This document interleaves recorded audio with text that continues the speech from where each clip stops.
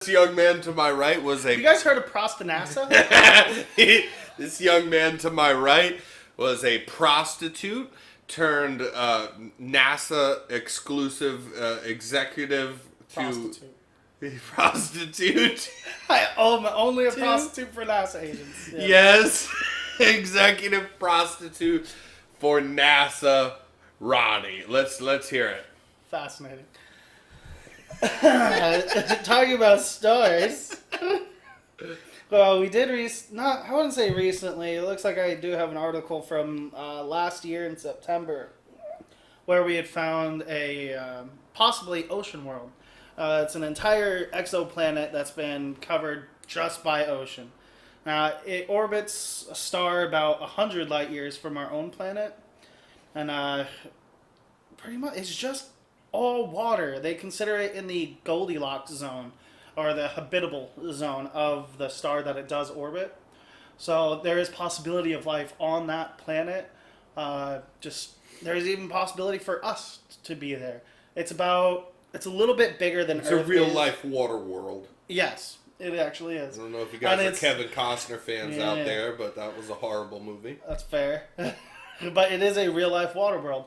It's not too close to the sun that the water will evaporate anytime soon. It's not too far away that it would freeze. It's right in that perfect little zone there. Yeah. But that brings us to exactly how do we really tell if there is life on planets? We can't. We have ways. What do we do to look for it? Right now, what are our strategies to look for life? We send out radio messages, like scenes in the movie Contact, right? Contact was a great movie on Life Water World. Exactly. We'll reference the movies here. But it's more that we actually observe biological signatures in an exoplanet's atmosphere. So we'll look for oxygen in an atmosphere, since that is one of the main life-sustaining elements, right? Right. But since it's so hard for oxygen to actually survive in an atmosphere due to other elements or materials in there, we don't see a lot of planets like that. This one, we're still not able to tell exactly what the atmosphere is made up of. We're just recently figuring out Mars's full. And you know what's so interesting when you say something really quick? I want you to get back to what you're saying here, but when you talk about this water planet, so the way that we look for oxygen, you were saying, is in the atmosphere, correct? Correct. Okay, so right away, first off, you can go down a whole road real quick where you have life that doesn't need oxygen, because it'd be an alien fucking life form that is not like us, right? So that's a whole road you can go down always. But let's say that it did, and it did need oxygen. Let's feed into that. We look for it in the atmosphere. Now here, it would be in our atmosphere, because we're here, and animals, and we're breathing. But you know what lives underwater? Half of the life forms or more that live on this planet, they live underwater, and they need oxygen as well. They actually take oxygen out of the water. But you know what their oxygen coming out of the water? It's under the water. So it's in the water. So it wouldn't be shown in the atmosphere. You could have a planet like this all-water planet where there's enough oxygen to form life in the water. And it wouldn't show up necessarily if there wasn't a ton of it to show up in the atmosphere. Yeah. I know, the other article I was kind of going off of talking about how we actually determine whether or not a planet is sustainable for our life. That is all I'm going off of. It is basically our life, not other life. Because yes, very well, those kinds of planets, that don't have full atmospheres or oxygenated atmospheres could have a whole variety of creatures we have no idea of. Yeah. Right now, we don't even have the telescopes that can determine atmospheric elements that are so far away. We found some planets that are within, some other Earth-sized planets in other habitable zones, but we use a method called the transit method. And I'll just read a brief description of what that is. It's where the planet passes in front of a star, causing the star's observed brightness to dip slightly. But while the planet is in front of the star, some of the star light will pass through the planet's atmosphere. And that's before reaching us. And we observe that by observing that star's spectrum during the planetary transit is how we are trying to figure out atmospheres on other worlds. Which it's just fucking hard, man. It's hard, and also it's a little like it's brilliant. Yeah, don't get me wrong, dude. Right these are the brightest minds on our planet. God. Like it's brilliant to do, but it's the best that we can do. No, it's a bit inaccurate, I'm sure, by the way that sounds.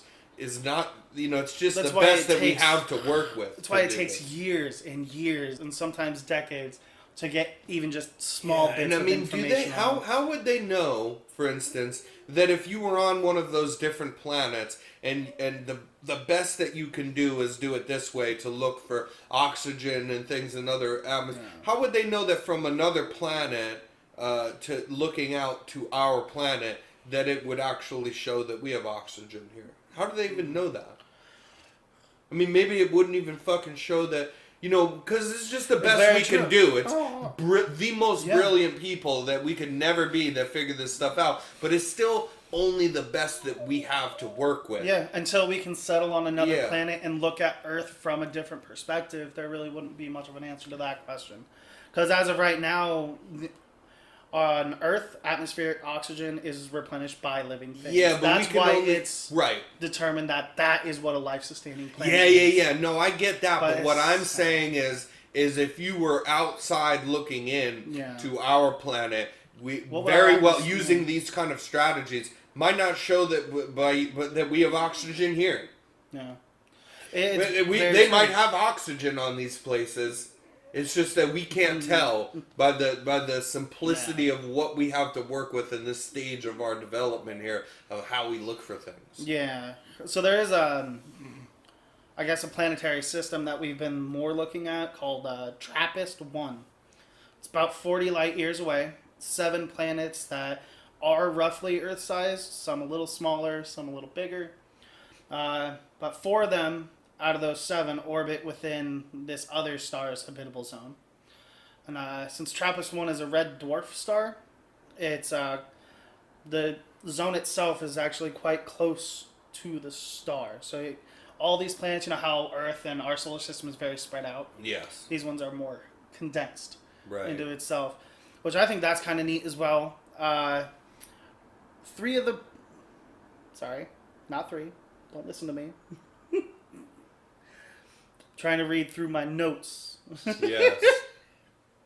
So it's saying if we do assume that those planets have atmospheres similar to Earth's, plenty of free oxygen, it would still take us, 16 to 55 years of observation just to confirm the atmospheric oxygen. And that's even without, that is still with telescopes that we haven't even built yet. Nice. All right. So we in a gist, or we don't know what we're looking at. I mean, pretty much. It's very fair to say that they sure seem to think they know what they're looking at, and I love the science behind it all, and I do love hearing about new things in space. Absolutely. It is all so crazy and confusing and makes absolutely no sense. Well, it makes sense, but it's just like, how much can we really do so far? That's the only question. How much are we really able to do so far? Did you see, Ronnie, that NASA is, has listened to us and our podcast, because now NASA with the stars is also I had to stop looking for is now looking for alien into alien life and UAPs here on Earth. What has it been in most recent, Wow, we were ahead of the time. I just wanted to let you guys know that we did it first.